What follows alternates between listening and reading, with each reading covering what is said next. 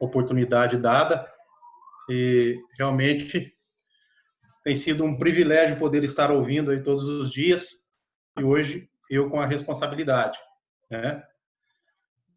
Eu gostaria de, antes de começar propriamente dito a mensagem de hoje, eu gostaria de fazer uma pergunta a todos que estão aí ligados, sintonizados, ouvindo. Eu gostaria de perguntar onde que está a sua alegria? Onde que está a nossa alegria? E o tema do nosso pensamento hoje, onde está a alegria do cristão?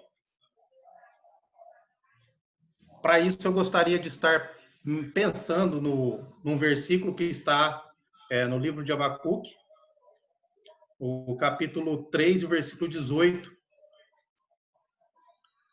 O profeta escrevendo ali, ele disse as seguintes palavras, Abacuque 3, 18.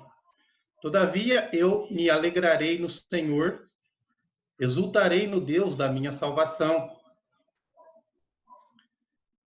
Somente este versículo por enquanto, depois nós vamos ler mais alguns, já temos orado, e mais uma vez pedimos as bênçãos do Senhor sobre a meditação da sua palavra. Amém. Nós podemos pensar em tudo que o homem almeja, deseja, mas eu pergunto, quanto tempo nós passamos pensando nos nossos sonhos, nos nossos objetivos, no que nós queremos realizar? E quanto tempo nós passamos pensando, desejando o que vai ser do nosso futuro? A Bíblia nos diz que nós vamos reinar com Cristo. Como será isso? Como será morar na Nova Jerusalém? Às vezes nós não temos tido a preocupação de estar nos preparando para estar morando nessa cidade santa. Muitas vezes nós, quando vamos viajar, nós às vezes até ligamos lá, né, e perguntamos, olha, como tá aí? Tá frio? Para eu poder levar a blusa, para eu poder ver que tipo de roupa eu vou levar. Mas quando nós mencionamos ou quando nós queremos ver a respeito de quando nós vamos partir, sabemos que vamos morar nos céus, mas nós não temos, às vezes, a preocupação de estar procurando na palavra de Deus apetrechos para quando nós estivermos ali, nós estivermos preparados para habitar ao lado do Senhor.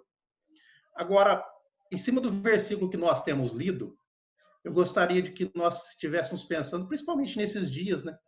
Estamos, vamos dizer assim, privados de estar reunidos, estamos com dificuldades para estar em comunhão com os irmãos, e agradeço aí, né, principalmente ao irmão Ricardo, lá de Penápolis, que mandou o link para mim, e a gente tem participado na medida do possível, né, sempre que possível a gente tem participado, e nós nos sentimos, nós estamos em comunhão, mesmo que à distância, temos aí ouvido a palavra do Senhor, mas pensando nas palavras de Abacuque, o que Abacuque estava vivendo? Pense comigo.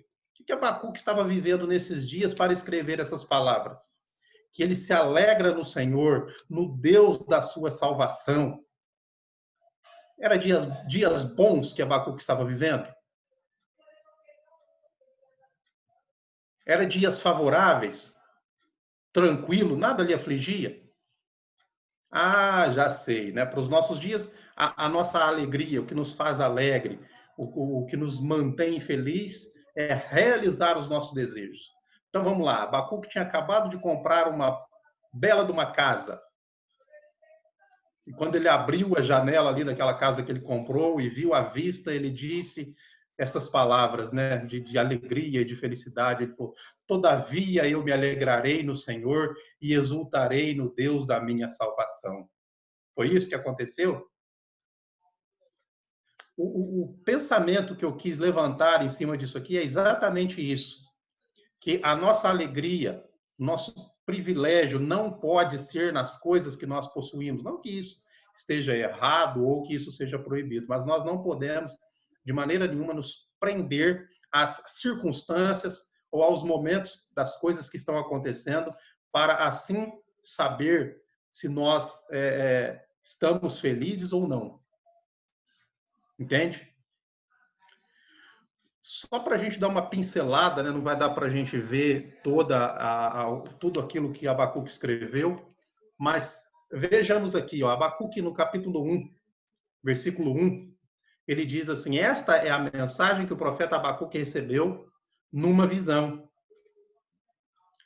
E ele diz assim, a partir do versículo 2: até quando, Senhor, clamarei pedindo ajuda e tu não me ouvirás? Até quando gritarei violência e tu não salvarás? Por que me fazes ver a iniquidade? Por que toleras a opressão? Pois a destruição e a violência estão diante de mim. Há litígios, surgem discórdias. Por isso a lei se afrouxa e a justiça nunca se manifesta. Porque os ímpios cercam os justos, e assim a justiça é torcida.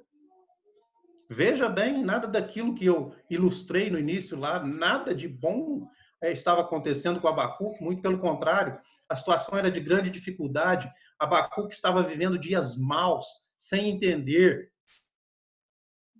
como nos nossos dias, um pouco parecido. Momento de incerteza, politicamente dizendo, financeiramente dizendo, momentos terríveis, e ele questionando a Deus. E nós não temos tempo de ir lendo ali, mas depois você pode estar observando e ver, né? Deus promete ali no capítulo 2 que ia enviar babilônicos para corrigir o erro do povo. Ele ficou preocupado. Mas ele pôde dizer: escreve o que eu te disser. Pois quem ler não vai acreditar de tão extraordinário que vai ser. Pense no Deus maravilhoso, todo-poderoso e preocupado com os seus, que é o Deus que nós servimos. O versículo 17, está ali antes do 18 que eu li a princípio, então Abacuque 3 e 17, eu fiz questão de não lê-lo naquele momento, porque ali está escrito o motivo, e eu queria que nós despertássemos, né, em nossos pensamentos o motivo da oração, daquele versículo que Abacuque estava dizendo, dedicando ao Senhor. Versículo 17, ele diz assim: ainda que a figueira não floresça, nem haja fruto na videira, ainda que a colheita da oliveira decepcione, e os campos não produzam mantimento, ainda que as ovelhas desapareçam do aprisco, e nos currais não haja mais gado, ainda que tudo isso aconteça, ainda que essa pandemia se alastre, ainda que as lojas continuem fechadas, ainda que a economia tenha um colapso, será que eu tenho condições de apoiar no verdadeiro Deus que eu sirvo e dizer, todavia, independente do que está acontecendo, eu me alegrarei no Senhor e exultarei no Deus da minha salvação? Será que eu tenho condições de dizer assim como o Abacuque está dizendo aqui para nós? Ele citou algumas coisas e disse, olha, ainda que tudo isso aconteça, não deixarei de servir ao Senhor. Jamais deixarei de estar servindo ao Deus da minha salvação. Eu gostaria de pensar ainda, nos poucos minutos aqui que nos resta, a respeito de um outro servo, agora mais próximo de nós, né, o apóstolo Paulo. Paulo também escrevendo aos Filipenses, ele fala algo muito parecido. Desperta também o mesmo desejo, a mesma convicção. É uma ordem do Senhor. Ele diz em Filipenses 4:4, um versículo muito conhecido, né? Tenho certeza que muitos aí já memorizaram o versículo, já pensaram no versículo que eu vou falar. E o versículo diz assim, Filipenses 4:4, alegrem-se sempre no Senhor. Outra vez digo, alegrem-se. E quando ele diz alegrem-se sempre, ele está dizendo para que nós, independente das circunstâncias, independente do que está acontecendo, independente do momento, ele diz alegrem-se sempre no Senhor. Onde que está a tua alegria, irmão? Onde que está a tua alegria, irmão? Onde que está a nossa alegria como cristão? Basta uma pandemia para tirar você da sua alegria?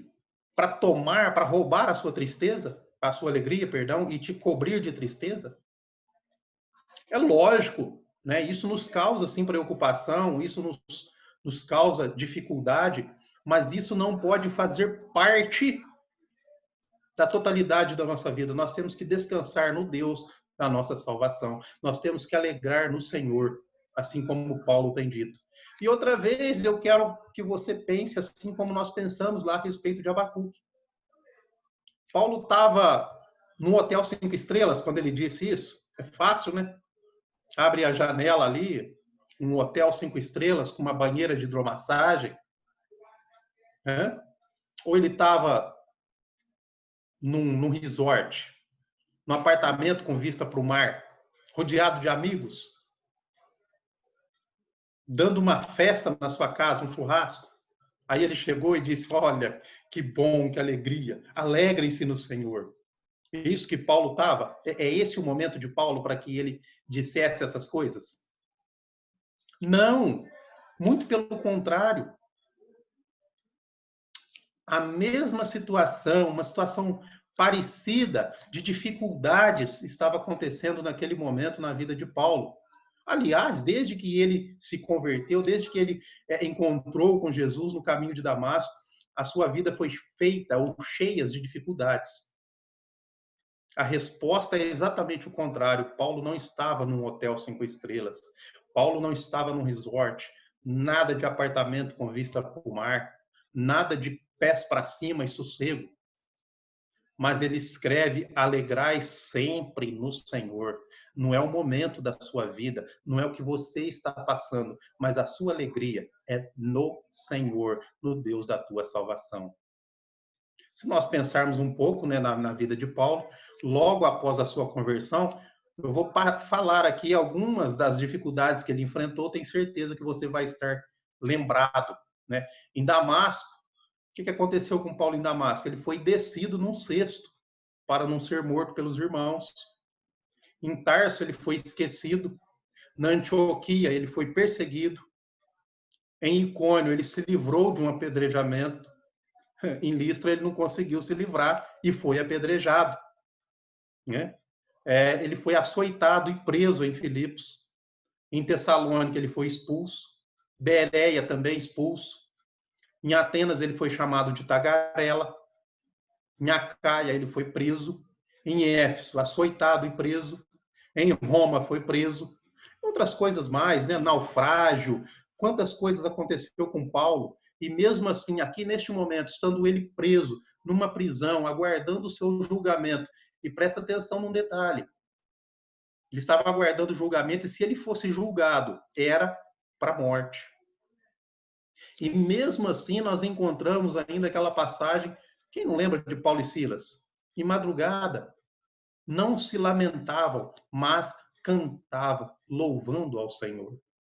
Não é o momento que você está passando, é em quem você tem a sua segurança, o privilégio que você tem de ser servo do Deus Altíssimo. E lembre-se, alguns detalhes que às vezes passa desapercebido, mas veja bem, as prisões daquele tempo eram prisões mesmo, cadeias nas mãos e nos pés, né? Não tinha aí o que as pessoas chamam hoje de direitos humanos, querendo defender os presos. Ah, estão em condições desumanas, coitadinhos. Não, eles eram jogados lá nos lugares mais terríveis e acorrentados. E mesmo assim, Paulo preso, ele não se lamentava. Ao contrário de outros, né, poderiam dizer: ah, aqui servia esse Deus que nada, olha as condições que ele deixa eu chegar. Às vezes nada está acontecendo na nossa vida e eu já quero atribuir problema ao Deus que eu sirvo. Paulo tinha acabado de levar açoites, com certeza estava doendo. E mesmo assim louvava ao Senhor. Mas veja, Paulo tinha uma convicção. Paulo tinha um suporte. E ele diz que esse suporte, essa convicção que ele tinha, era no Senhor. Onde está a tua alegria? Onde está a tua alegria? Está depositada onde? Em quem? Pense comigo. Dificuldades vamos passar sim, com certeza. Infelizmente, vamos enfrentar essas dificuldades. Mas, lembre-se, não precisamos desesperar, porque nós temos um Deus que guarda, que cuida, que está por trás de tudo isso. Sabe o que eu acho mais interessante ainda? Essa pandemia deu a oportunidade, olha aqui, né? Eu, aqui de São Joaquim da Barra, estou falando para pessoas de vários lugares ao mesmo tempo. Antes nós tínhamos também essa oportunidade, mas não fazíamos. Essa pandemia nos deu essa oportunidade de pregar a palavra do Senhor. E Paulo também, ali no seu tempo, nos seus dias, ele disse: olha, essa prisão foi uma oportunidade que me foi dada e eu pude pregar o evangelho. E ele cita, até mesmo para a guarda pretoriana. Qual outro meio, qual outro motivo que Paulo teria para aproximar da guarda? E ele diz, a prisão me deu esse privilégio. A prisão fez com que eu pudesse me aproximar da guarda. Está lá em Filipenses capítulo 1, versículos 12 e 13. Né? Cristo sempre foi a razão plena da vida de Paulo. Você pode notar, em nossos dias nós nos preocupamos com coisas pequenas. Nossos dias nós temos praticamente tudo em nossas mãos. E mesmo assim nós preocupamos com coisas pequenas. Você pode pensar e notar comigo que Paulo não acreditava em sorte. Se Paulo vivesse em nossos dias, ele jamais desejaria ganhar na cena. Paulo não se apegava em pé de coelho, trevo de 4 folhas, ferradura. Paulo não acreditava em macumba, nem em boa cumba, certo? Nem em boa cumba Paulo acreditava.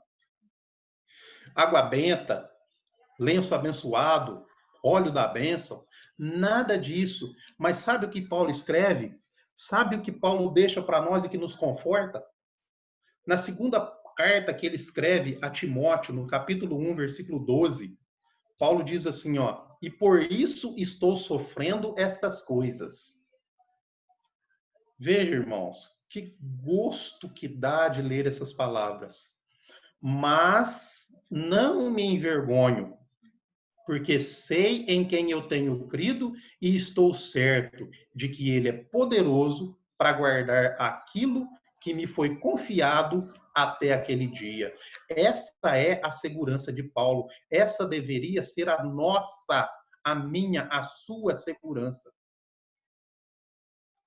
Ele falou, eu tenho convicção de quem eu tenho crido e estou certo de que ele é poderoso. E quando eu falo essas coisas, quando você fala essas coisas, você diz com convicção ou não tem muita certeza no Deus que você tem crido? Não tem muita confiança nesse Deus. E se desespera por pequenas coisas. Como é a sua vida diante desse Deus Todo-Poderoso? Onde está a sua alegria? Onde está a sua alegria? É interessante porque está invertido. Agora eu quero chamar a atenção para nós como igreja, nós como servos de Deus. Lá fora está invertido. Mas não se preocupe com isso. O que nós não podemos é deixar que essa inversão chegue até nós, que essa inversão chegue até os cristãos, até a igreja. Qual que é a inversão que eu estou falando? Nós deveríamos ter uma alegria plena e uma tristeza passageira. Nós como cristãos. Uma alegria plena, constante. E uma tristeza que é passageira. Certo?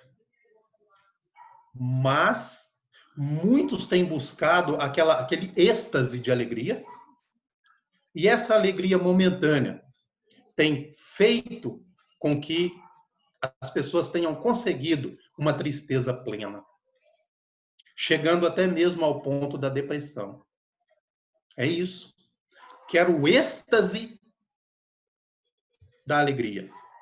Quero o êxtase do privilégio de viver bem. Aí, de repente, quando aquilo passa, consegue uma tristeza plena e aquilo perde o sabor, ele perde a alegria e chega até o ponto da depressão, infelizmente. Toda alegria que não está em Cristo é passageira. Nós sabemos disso. Às vezes não levamos em conta, não levamos em consideração, mas é verdade. Eu vou te dar um motivo. Tem vários versículos na Bíblia, mas eu escolhi 2 versículos e vou te dar como motivo para a sua, para a minha, para a nossa alegria. Está lá em Lucas capítulo 2, versículos 10 e 11. Sabe o que diz ali?